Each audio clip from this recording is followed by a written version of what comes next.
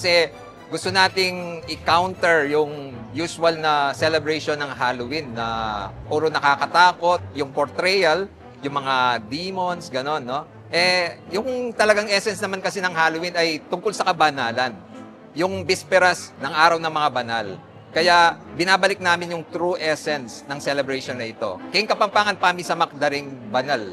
And tayo po ay nasa journey, no? Kahit na nandito tayo sa lupa, ay alam natin na ang final destination natin ay sa langit. Kaya kung gusto natin talaga makapunta doon, ang kailangan ay magpakabuti, magpakabanal, magmalasakit sa kapwa.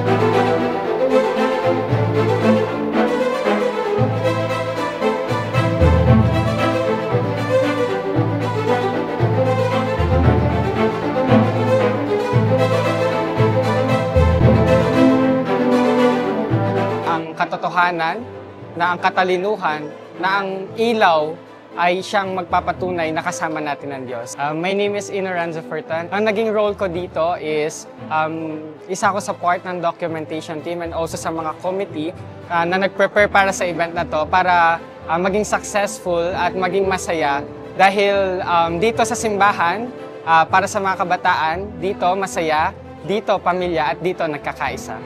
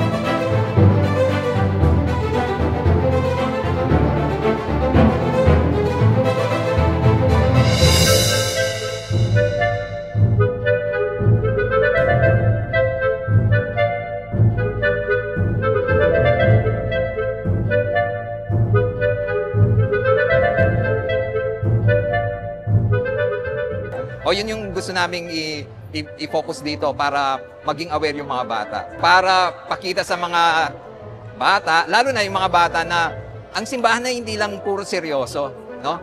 Pwede kang maging masaya, there is fun in the church. Kaya sa ganitong activity, namumulatan sila doon sa mga tao na binibigyan ng parangal, itong mga nagsumikap na maging tapat sa pananampalataya sa Diyos. And nakita naman na nag-enjoy ang lahat at nagiging aware sila na ang dami pala mga santo at may kanya-kanyang kwento sila, may kanya-kanyang struggles, pero in the end, dahil naging tapat sila sa Diyos, ay na-elevate sila sa level ng santo at santa.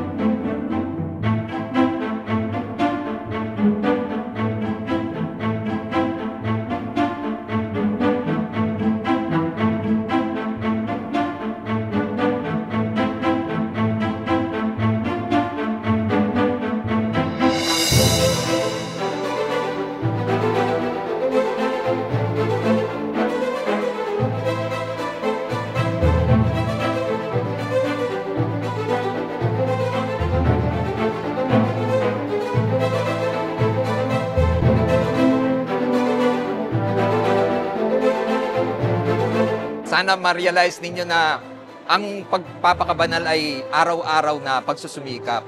Sa mga simpleng mga ginagawa natin, sana yung hakbang natin ay papalapit ng papalapit sa kaharian ng Diyos. At sana wag tayong panghinaan ng loob na kuminsan na nagkakamali pa rin tayo, nagkakasala. Kasi yung pagmamahal ng Diyos ay unconditional yan. Kahit na ganun yung nangyayari, mamahalin at mamahalin pa rin tayo ng Diyos.